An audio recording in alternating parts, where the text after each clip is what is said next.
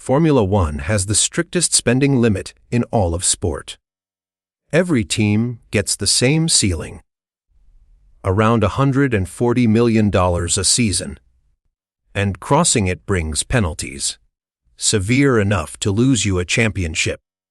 It was meant to finally make the sport fair. There's just one problem. The most expensive things in Formula One don't count toward that limit at all. So how much does an F1 season really cost?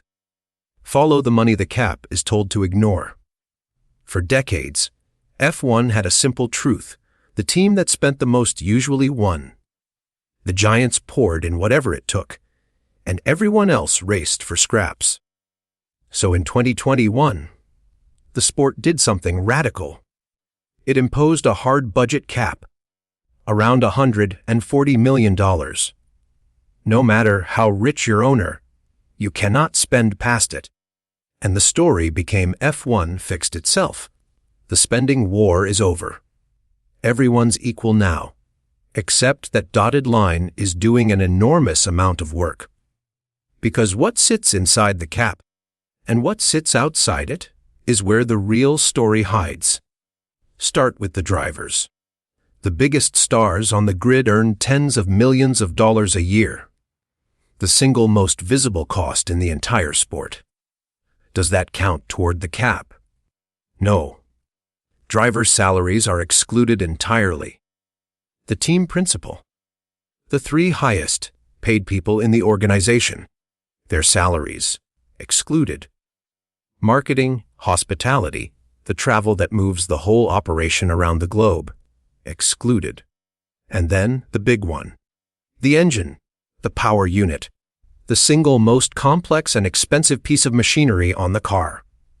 Does it live inside that $140 million cap? No. The engine has its own, completely separate budget cap, around $95 million a year, rising to $130. So before a team spends a cent of its limited budget, there's an entire second fortune being spent on the engine alone. But the clearest example of what the cap ignores is something you never see on the broadcast: how the circus actually gets to the track. Formula One races on 5 continents, often 2 weeks apart. And moving a Grand Prix is a logistical monster.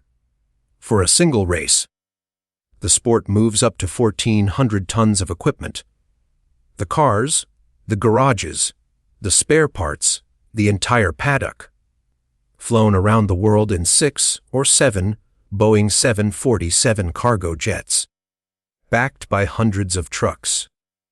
Over a season, it covers more than 130,000 kilometers. None of that counts toward the cap.